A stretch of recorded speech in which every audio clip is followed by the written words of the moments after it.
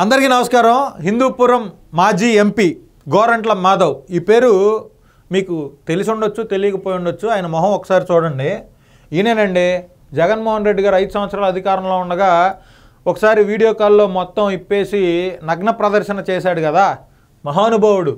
ఈయన వల్ల హిందూపురంలో 7 సీట్లు తెలుగుదేశం పార్టీ గెలిచిందని కూడా మీరు అనుకోవచ్చు. జగన్మోహన్ రెడ్డి పరువుని గంగపాలు వీడియో కాల్ పాలు చేస్తాడు కదా.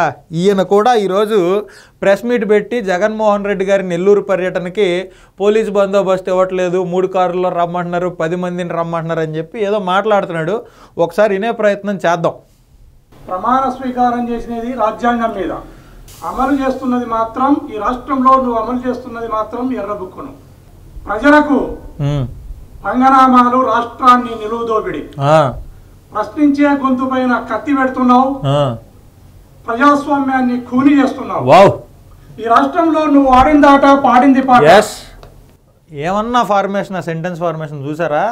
మరి ఎన్ని రోజులు ప్రిపేర్ అయ్యి వచ్చాడు అయ్యగారు. పార్లమెంట్లో మాట్లాడమంటేనేమో ఇంగ్లీష్లో అన్ని తప్పులు చదివాడు అప్పట్లో. ఇప్పుడు వచ్చి రాష్ట్రాన్ని కూనీ చేస్తున్నావు, ప్రజలకేమో పంగనామాలంట.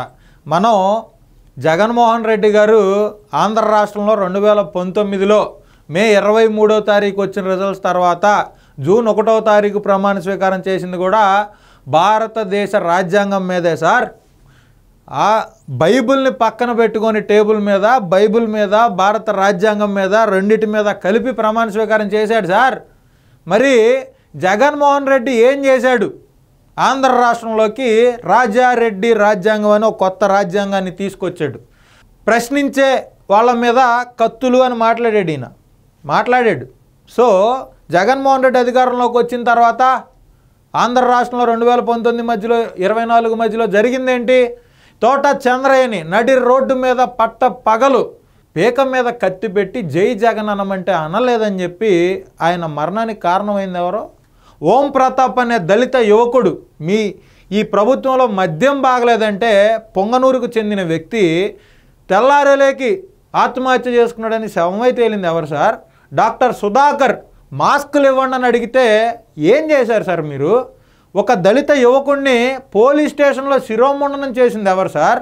రంగనాయకమ్మ గారు 70 ఏళ్ల ఆవిడ ఫేస్బుక్లో పోస్ట్ షేర్ చేసిందని సిఐడి వాళ్ళని పంపించి ఆవిడని తీవ్రంగా మానసిక క్షోభకి గురి చేసింది ఎవరు సార్? చెప్పండి సార్. ఆంధ్ర రాష్ట్రంలో గత 5 సంవత్సరాల జగన్మోహన్ రెడ్డి గారి పరిపాలనలో ఒక్కళ్ళంటే ఒక్కళ్ళన్నా వాళ్ళ యొక్క భావాన్ని వ్యక్తం చేసే రైట్ ఇచ్చారా సార్? 34,000 ఎకరాల అమరావతి ప్రాంతానికి భూములు ఇచ్చిన రైతుల్ని పోలీసు వ్యవస్థను అడ్డం పెట్టుకొని వాళ్ళని ఎంత ఇబ్బందులు పెట్టారు సార్ జగన్మోహన్ రెడ్డి గారు. అది భారత రాజ్యాంగమా? భారత రాజ్యాంగం ప్రకారం ఎవరికైనా నిరసన వ్యక్తం చేసే రైట్ ఉంది కదా, భావ వ్యక్తీకరణ స్వేచ్ఛ అనే రైట్ ఉంది కదా. దాన్ని మీరు ఏ విధంగా వాడుకున్నారంటే భావ వ్యక్తీకరణ స్వేచ్ఛని ఆంధ్ర రాష్ట్రంలో ప్రజలెవరికి ఇవ్వకుండా చంద్రబాబు నాయుడు గారి కాన్వాయ్ మీద రాళ్ళు లేపించిన వాళ్ళని డీజీపీకి చెప్పి మరీ డీజీపీ చేత ప్రెస్ మీట్ పెట్టించి మరీ వాళ్ళ భావ వ్యక్తీకరణ స్వేచ్ఛ అన్నారు సార్. జగన్మోహన్ రెడ్డి గారిని బోషడీకే అన్నాడని అసలు ఏ నిఘంటువులో కూడా లేని అర్థాన్ని తీసుకొచ్చి చిన్న పిల్లల ముందు జగన్మోహన్ రెడ్డి బోషడీకేకి అర్థం చెప్పాడు సార్. వాళ్ళ ఇంటి మీదకి వెళ్ళి రచ్చ చేసి వాళ్ళ ఇంట్లో సామాన్లన్నీ పగలగొట్టి పట్టాభిరామ్ గారి కూతురుని ఎంత దారుణంగా ఇబ్బంది పెట్టారు సార్. అది కూడా భావ వ్యక్తీకరణ స్వేచ్ఛ మీ దృష్టిలో? మీ వైఎస్ఆర్ కాంగ్రెస్ పార్టీ నాయకులైన Avinash Reddy, Lella Appireddy and so called persons Telugu Desam party office మీద దాడి చేసి తెలుగుదేశం పార్టీ ఆఫీస్లో పనిచేసే ఉద్యోగస్తులందరినీ విపరీతంగా కొట్టి వాళ్ళని హాస్పిటలైజ్ చేసి తెలుగుదేశం పార్టీ ఆఫీస్లో అద్దాలు పగలగొట్టి దానికి జగన్మోహన్ రెడ్డి గారు ఏం చెప్పారు సార్? నా మీద అభిమానం ఉన్నోళ్ళు, నా అభిమానులు ఏదో వెళ్ళి చేసి ఉండొచ్చు, అది వాళ్ళ భావ వ్యక్తీకరణ స్వేచ్ఛ అని మాట్లాడాడు సార్.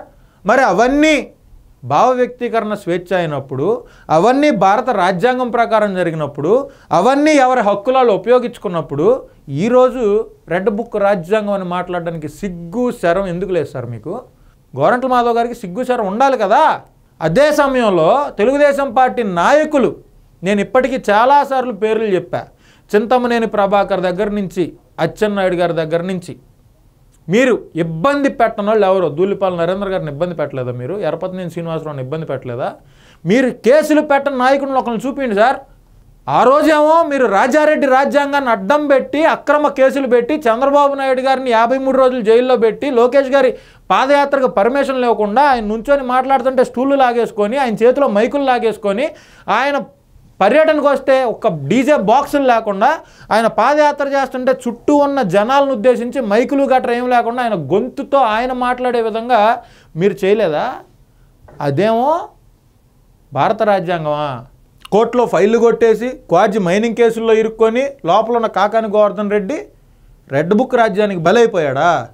ఒక మహిళా శాసనసభ్యురాల్ని నోటికి ఏ కోతలు వస్తే ఆ కోతలు కూసి ఇష్టం వచ్చినట్లుగా మాట్లాడి ఆ శాసనసభ్యురాలను చూడకుండా సొంత చెల్లి అనే భావన కూడా లేకుండా బహిరంగ సభలో ఇష్టం వచ్చినట్లుగా బూతులు తిట్టిన నల్లపురెడ్డి ప్రసన్న కుమార్ రెడ్డి 6 సార్లు ఎమ్మెల్యే అయితే ఎవడ గొప్ప? నీకు గొప్పేమో, మాకు కాదు.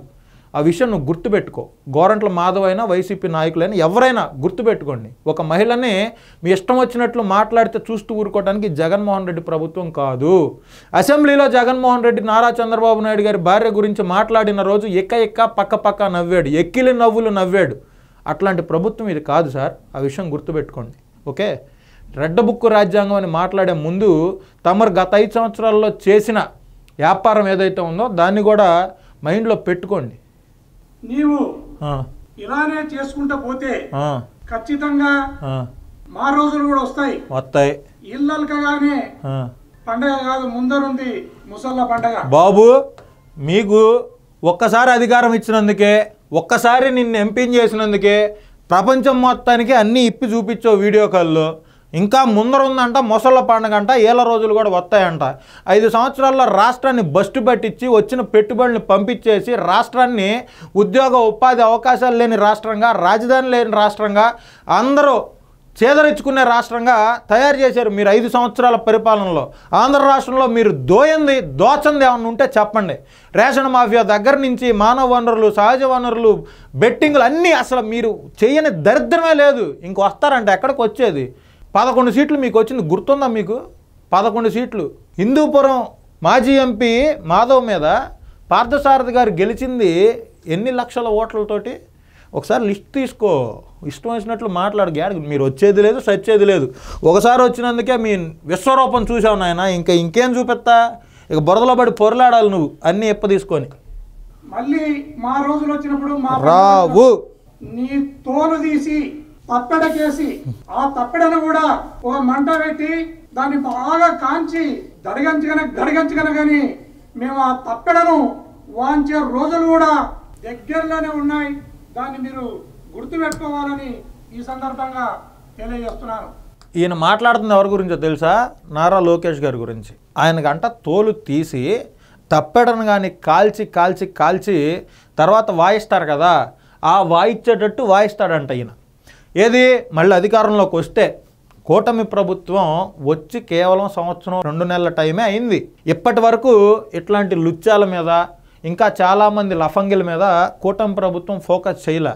ఎవరైతే మానవ వనరులను దోచుకొని, సహజ వనరులను దోచుకొని ఇష్టం వచ్చినట్లుగా అక్రమ సంపాదన చేశారో వాళ్ళ మీద రాజ్యాంగపరంగా చర్యలు కూటమి ప్రభుత్వం తీసుకుంది. కానీ ఈ సోకాళ్ళు కుక్క బిస్కెట్లు ఎత్తే ఆశపడిపోయి ఇట్లా మైకుల ముందుకు వచ్చి మురిగే వాళ్ళ గురించి ఇంకా పట్టించుకోవాలా. ఈ సంవత్సరం 2 నెలల పాటు రాష్ట్రాన్ని తిరిగి గాడిలో పెట్టడానికి, మీరు విధ్వంసం చేసిన వ్యవస్థలన్నింటినీ సరిచేయటానికి, మళ్ళీ రాష్ట్రాన్ని పెట్టుబడులు తీసుకురావడంలో స్వర్గధామంగా చేయటానికి, అందరూ వచ్చి రాష్ట్రంలో పెట్టుబడులు పెట్టడానికి ఆసక్తికరంగా చూడడానికి, ఇచ్చిన సూపర్ 6 హామీలు నెరవేర్చుకోవడానికి, ఇట్లాంటి వాటి కోసమే కూటమి ప్రభుత్వం ఇప్పటిదాకా కష్టపడింది. ఎందుకు మాధవ్? మీరు ఎప్పుడో వస్తే సంగతి కదా. కూటమి ప్రభుత్వం ఇప్పుడు తలుచుకుంటే నీ పరిస్థితి ఏంటి? నువ్వు మొన్నటిదాకా ఎక్కడున్నావు? నువ్వు చేబ్రోలు కిరణ్ని పట్టుకోవడానికి హిందూపురం రాయలసీమ నుంచి అమరావతి ప్రాంతం దాకా వచ్చావు కదా. ఆ కేసులో నువ్వు అటెంప్ట్ మర్డర్ కేసులో ఉన్నట్టున్నావు, ఇప్పుడు బెయిల్ మీద బయట ఉన్నట్టున్నావు. ఏంటి దాని పరిస్థితి ఏంటి? నువ్వు మొన్నటిదాకా జైల్లో ఉండొచ్చి నువ్వు మళ్ళీ మేము వస్తే ఏం చేస్తారు? జగన్మోహన్ రెడ్డి దగ్గర నుంచి, పేర్నాని దగ్గర నుంచి, రోజా దగ్గర నుంచి నీ దాకా, ఆఖరికి లక్ష్మీ పార్వతి కూడా మళ్ళీ జగన్మోహన్ రెడ్డి వస్తే ఏంది వస్తే 5 సంవత్సరాలు ఏం బొచ్చు పీకారు మళ్ళీ వచ్చి మీరు పీకటానికి? ఏమి పీకలేరు, ఇది గుర్తుపెట్టుకో. గౌరవ మాజీ ముఖ్యమంత్రి వర్యులు జగన్మోహన్ రెడ్డి గారు ఆకాశంలో హెలికాప్టర్లో వస్తా అంటే హెలికాప్టర్ను ఎగరనివ్వరు, దిగనివ్వరు. అరే రోడ్ ఎంట వస్తా అంటే ఆంక్షలు. ఇంట్లో ఉంటే ప్యాలెస్ లో ఉన్నాడంటారు. నిజమేగా. బయటకు వస్తే బందోబస్తు ఇవ్వలేని స్థితి ఈ ప్రభుత్వాన్ని. మనం బాగా గమనిస్తే గౌరవ జగన్మోహన్ రెడ్డి గారు గుంటూరు మిర్చి యార్డుకు పోయినప్పుడు ఏ రకమైన ఘటన చోటు చేసుకుందో మనం గుర్తు తెచ్చుకోవాలి. నేను గుర్తు తెచ్చుకుంటా. జగన్మోహన్ రెడ్డి మిర్చి యార్డుకి వెళ్ళింది ఎలక్షన్ కోడ్ అమల్లో ఉండగా వెళ్ళాడు. ఎమ్మెల్సీ ఎలక్షన్ కోడ్ అమల్లో ఉండగా జగన్మోహన్ రెడ్డి ఆయన యొక్క బల నిరూపణ కోసం గుంటూరు మిర్చి యార్డుకి చాలామంది వైఎస్ఆర్ కాంగ్రెస్ పార్టీ కార్యకర్తలు అనుకోవచ్చు, గంజాయి బ్యాచ్ అనుకోవచ్చు, మంది ఇచ్చారనుకోవచ్చు, బిర్యానీ ఇచ్చారనుకోవచ్చు, ఇలాంటి చాలా ఆశ చూపించి ఆ మిర్చి యార్డు పరిసర ప్రాంతాలన్నింటిలో గందరగోళం సృష్టించాడు జగన్మోహన్ రెడ్డి. అయితే ఈ మిర్చి యార్డు పర్యటనకి వెళ్ళిన జగన్మోహన్ రెడ్డి వెంటనే ఇంటికి వచ్చాడు, తాడేపల్లి ప్యాలెస్లో పడుకున్నాడు. కానీ ఆ మిర్చి యార్డులో ఉన్నటువంటి మిర్చి బస్తాలని ధ్వంసం చేశారు వైసీపీ కార్యకర్తలు. కొన్ని బస్తాలను అయితే ఎత్తుకొని కూడా పోయారు. అవన్నీ ఎవరు లెక్కలు చెప్తాడు? అందుకే జగన్మోహన్ రెడ్డికి పర్యటనలు వద్దురా స్వామి అంటా నేను. ఇంకా చాలా ఆయనకేం గుర్తులేవు, అందుకే పేపర్లు చూసుకుంటున్నాడు. మాకు హెలికాప్టర్ కూడా ఇవ్వకుండా భయభ్రాంతులకు గురి చేయడం జరిగింది. ఇది ఇవ్వలేకపోతున్నారు.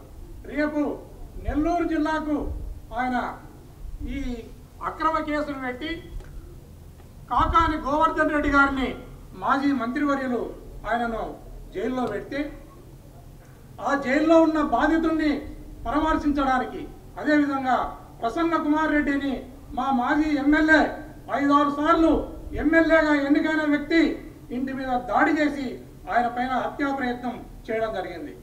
ఈ 2 ఘటనలను పురస్కరించుకొని అయితే ఫైనల్గా జగన్మోహన్ రెడ్డి వస్తుంది నెల్లూరు. ఎందుకు అంటే కొన్ని వేల కోట్ల రూపాయల క్వార్జ్ మైనింగ్, ఇసుక మైనింగ్ చేసి అక్కడ ప్రజల ధనాన్ని దొబ్బుకెళ్ళి హైదరాబాద్లో, బెంగళూరులో రియల్ ఎస్టేట్లో పెట్టి హవాలా రూపంలో కొన్ని వందల కోట్ల రూపాయలతోటి ఈ గూడూరు, ఈ చెన్నైకి అతి దగ్గరలో సమీపంలో వెంచర్లు వేసినటువంటి, అదేవిధంగా కోర్టులో ఫైళ్లు దొంగిలించినటువంటి, కోర్టులో ఫైళ్లు తగలబెట్టినటువంటి కేసుల్లో కీలక ముద్దాయిగా ఉన్నటువంటి కాకాని గోవర్ధన్ రెడ్డి గారిని పరామర్శించడం కోసం, అదేవిధంగా ఇంకోటి చెప్పాడు, మా ప్రసన్న కుమార్ రెడ్డి 6 సార్లు ఎమ్మెల్యే, ఆయన మీద హత్యా ప్రయత్నం చేసి ఆయన్నే జైల్లో పెట్టారని.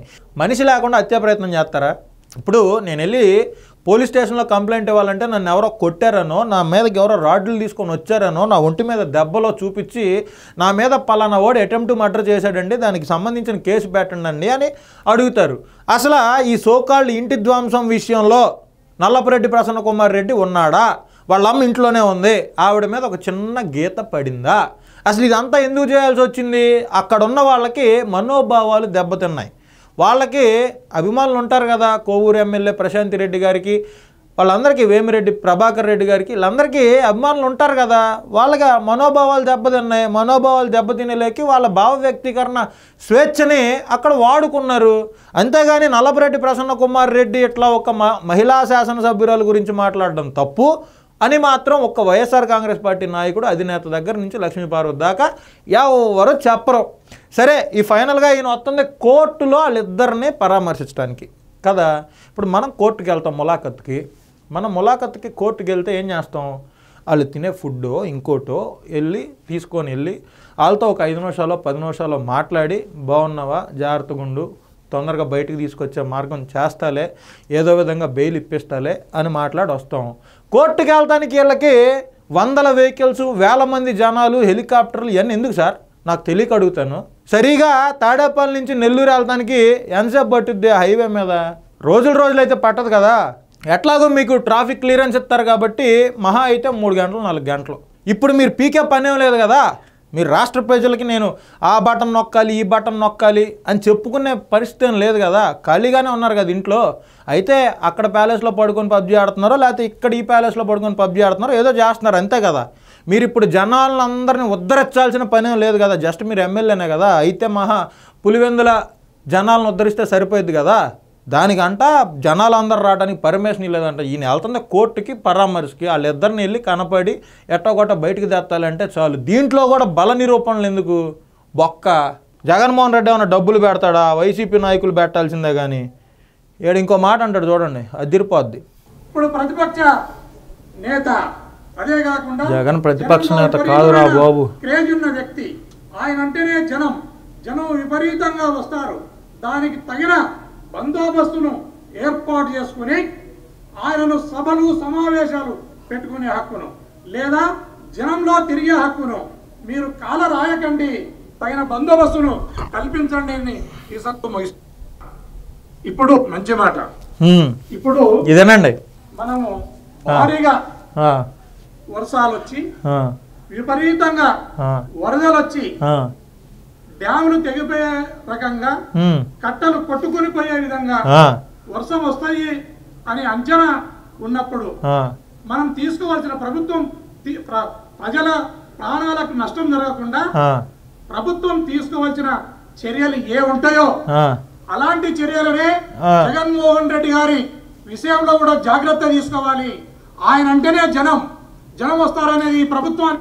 ఇప్పుడు గోరంట్ల మాధవ్ ఏం చెప్తున్నాడు అంటే విపరీతంగా వర్షాలు పడి డ్యామ్ గేట్లు తీసినా కూడా డ్యాములు కొట్టుకుపోతాయి అనేటప్పుడు, విపరీతంగా కాలువ కట్టలు కూడా కొట్టుకుపోతాయి అనే నీళ్ళు వచ్చినప్పుడు ప్రభుత్వం తీసుకునే చర్యలు అంటే ఇప్పుడు బేసిక్గా కృష్ణానది పరివాహక ప్రాంతం ఉంటుందండి. ప్రకాశం బ్యారేజ్లో గేట్లు ఎత్తితే ఇంతకుముందు కొన్ని నీళ్ళ మునిగిపోయాయి. వాటిని ఏం చేస్తారు, ఆ చుట్టుపక్కల ఉన్న వాళ్ళందరినీ ఖాళీ చేపించి వాళ్ళని పునరావాస కేంద్రాలకి తరలిస్తారు. అక్కడే వాళ్ళకి ఫుడ్ అందించడం ఇదంతా ప్రభుత్వం యొక్క నైతిక బాధ్యత.